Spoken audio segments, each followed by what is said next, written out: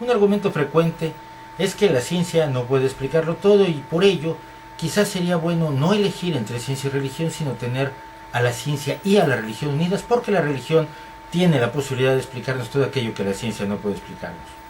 No es verdad. La religión hasta la fecha no ha podido explicar nada, por lo menos no lo ha podido explicar satisfactoriamente. Es cierto que las religiones a lo largo de toda la historia han acudido a explicaciones que siempre son la misma. ¿Qué es el rayo? Es Dios. Dios lanza rayos, es una fuerza divina. ¿No será electricidad una descarga eléctrica causada por la diferencia de potencial entre las nubes y la tierra? ¿Qué es el sol? Sol, es Dios. Es el dios Apolo que recorre. ¿Y no será un gran horno de fusión nuclear creado por el propio movimiento de la materia y del hidrógeno en el universo primigenio? ¿Qué es la vida? Es algo que te ha dado Dios. Son explicaciones que realmente nunca han servido y no hay ningún motivo para creer que las otras que nos tienen nos vayan a servir. Dios decía que era el responsable de las enfermedades, por ejemplo. Las enfermedades son un castigo de Dios. Hombre, quizás hay unos pequeños animalitos microscópicos que tú no ves, que te atacan y te invaden y afectan tu mente, tu cuerpo. O bien puede ser que tengas un pequeño defecto genético, o bien puede ser que tengas un errorcillo anatomofisiológico, o es posible que no estés comiendo suficiente vitamina C y por eso se te están cayendo los dientes. No es un castigo divino. Las explicaciones de la religión siempre han ido por allí y a lo largo de la historia han quedado abandonadas, afortunadamente, por el conocimiento que nos da explicaciones de verdad. El hecho de que la ciencia aún no puede explicarnos muchas cosas no quiere decir que debamos aceptar entonces las explicaciones históricamente inútiles de la religión. La religión no tiene ningún lugar que jugar junto a la ciencia. No es ciencia o religión, es ciencia, punto. Lo demás no es ni siquiera elemento de análisis. La razón no es fría y inhumana, no necesita que la religión le venga a hablar de los valores humanos, de la ética, de la bondad, porque la ciencia es probablemente una de las actividades más humanas que tenemos.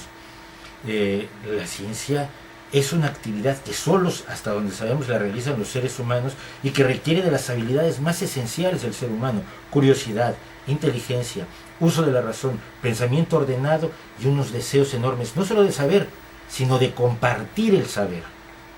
A diferencia de las religiones, que tienen por supuesto sus áreas de conocimiento secreto que no debe ser compartido por las demás personas, no vaya a ser que hagan algo malo con ellas. No olvide usted que la propia Iglesia Católica sigue diciendo que los fieles no deben leer la Biblia porque podrían interpretarla mal, y que la única exégesis aceptable de la Biblia es la que hace el Vaticano, aunque la vaya cambiando año con año. Usted no haga mucho caso. Las interpretaciones pueden cambiarlas sin dar explicaciones. Sin embargo, la ciencia sí tiene que entrar en todos esos temas, en los temas de la bondad, en los temas de la ética, en los temas de la familia, en los temas de cómo se comporta la humanidad, porque es parte del universo y es una parte del universo que debe ser estudiada para que podamos reconocer los errores y aprender a evitarlos. Y la única forma de reconocer los errores es investigando abierta y libremente todos los aspectos de la vida. Los valores éticos y morales no son esencialmente religiosos, pues los vamos creando nosotros al ir superando las concepciones antiguas, las concepciones que tienen, por ejemplo, las religiones. La Biblia condena abiertamente la esclavitud, el asesinato, la violación, el compartir mujeres, el humillar a la mujer. La Biblia dice que los niños no tienen alma hasta tener un año de edad, un mes de edad, no son ni siquiera personas. Uno puede matar a un menor de un mes de edad, ni siquiera tiene que pagarle a su familia, según el Antiguo Testamento, como si hay que pagar por edades cuando uno asesina más adelante. Quiere decir que no le cuenten a usted que la vida empieza en la concepción. Para la Biblia, el alma entra en el cuerpo un mes después del nacimiento. Y esto tiene una razón lógica, no habría que adherirse demasiado a un bebé recién nacido, porque la mortandad infantil era aterradora. Y es muy lógico pensar que era mejor creer que tu bebé no tenía alma hasta que hubiera pasado un mes y ya estuvieras más o menos seguro de su supervivencia. Es triste, pero la vida era difícil, era muy dura, y la hemos ido mejorando gracias a la ciencia y no gracias a la religión. Cuando dicen que la religión responde a los grandes misterios, siempre me quedo con la idea de que responde a los grandes misterios mal planteados. Responde a preguntas como sigue usted pegándole a su mujer. Responde a preguntas que asumen como ciertas cosas que ya dan por hecho y a partir de ello hablamos. Por ejemplo, ¿a dónde vamos cuando morimos? Perdón, cuando morimos ya no estamos. No, sí, seguimos vivos. A ver, demuéstreme eso y ya una vez que sepamos que existimos más allá de la vida como la concebimos normalmente, entonces ya veremos a dónde vamos, si queremos ir allá, si vamos a lomos de un oso polar o preferimos desplazarnos en un tanque Sherman o un avión de lujo. Pero a dónde vamos cuando morimos está suponiendo que cuando morimos seguimos existiendo de alguna forma, y hasta donde sabemos, lo siento, todas las cosas que han hecho los seres humanos las han hecho vivos. Muertos hacen poco, salvo el Cid, que ganaba batallas después de muerto. En general, la vida se relaciona con la materia tal como la conocemos nosotros. La vida es una serie de procesos físicos y químicos. La vida es autoperpetuante. Nosotros todos los días, todos los seres vivos del universo, tomamos materia muerta, nos alimentamos con ella y la convertimos en materia viva metabólicamente. Si no la convertimos en materia viva, no nos sirve.